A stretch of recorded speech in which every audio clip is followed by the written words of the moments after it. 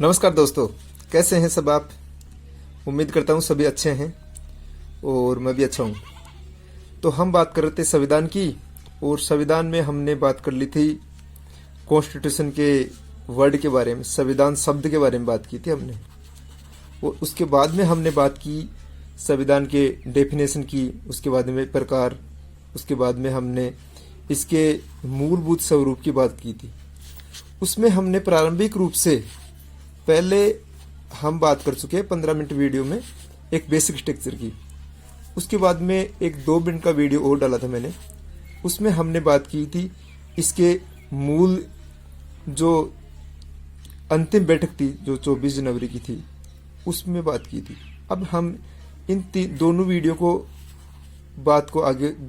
वाली बात को आगे बढ़ाते हुए अब तीसरे जो संविधान सभा की हम बात कर रहे थे उसको आगे बढ़ाते हैं। देखो, कुछ स्टूडेंट या फिर बाद में कुछ साथियों के ऐसे कमेंट आए थे कि मतलब जब आपने वीडियो बनाना शुरू कर दिया है ना, तो आप पूरा संविधान पढ़ाना। मैं प्रयास करूंगा कि आपको मैं जो भी संविधान के बारे में जो मैंने पढ़ा है या फिर बाद में जो नहीं पढ़ा है उसको भी हम तैयार करके आपको पूरा संविधान पढ़ाने का प्रयास करेंगे, जो प्रतियोगी परीक्षाओं के लिए महत्वपूर्ण है। चलो आगे बढ़ते हैं।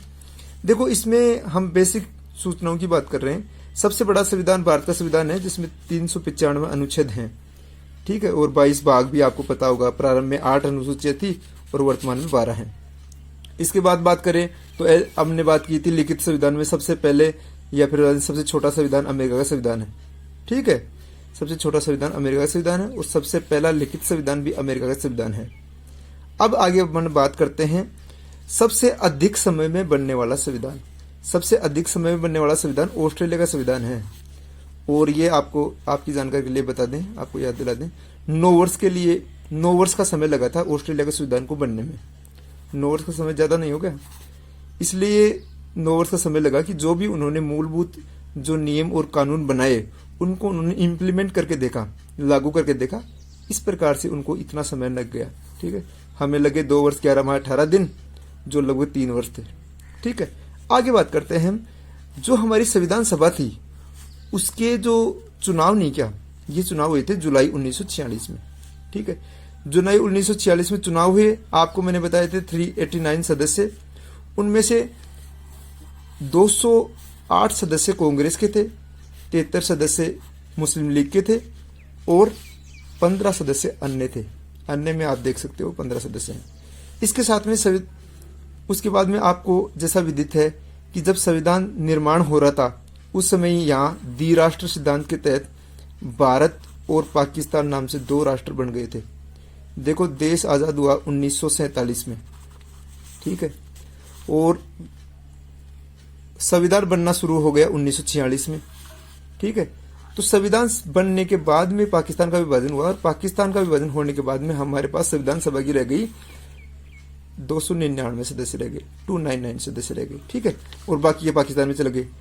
इसके साथ में इसमें बेसिक बात करूं मैं तो सबसे महत्वपूर्ण व्यक्ति हैं जो संवैधानिक सलाहकार थे, जिनका नाम था B N Rao. B N Rao का बहुत ही अच्छा योगदान है। और बी एन राव के बारे में ये कहा जाता है कि इन्होंने एक रुपया लिया था पूरे संविधान को बनाने में। मतलब इन्होंने कहा था कि मुझे पैसे नहीं चाहिए, ये एक ब्रिटिश शासन में एक सिविल सर्वेंट थे, अच्छे कार्य किए उन्होंने, आप इनके बारे में आपको जानकारी रखनी चाहिए। इसके साथ उन्हें संवैधानिक सलाहकार थे और इनकी महत्वपूर्ण भूमिका रही है। इसके साथ में संविधान सभा की अपन बात करते हैं ना, इसमें कुछ महत्वपूर्ण समितियां हैं जिनका जिक्र मैं आपके सामने करने जा रहा हूं। महत्वपूर्ण समितियां कौन कौन सी है? एक तो संघ समिति। अब ये जितनी भी समितियां हैं ना, इनके अलग से अध्यक्ष होते थे। इसमें संघ समिति के अध्यक्ष थे जवाहरलाल नेहरू। ये जवाहरलाल नेहरू वही है जो अपने प्रथम प्रधानमंत्री थे, ठीक है। दूसरी समिति की बात करते हैं अल्पसंख्यक और मूल अधिकारों के लिए जो समिति थी, उसके अध्यक्ष थे सरदार वल्लभ भाई पटेल, ठीक है। अब इसके बाद में हम बात करते हैं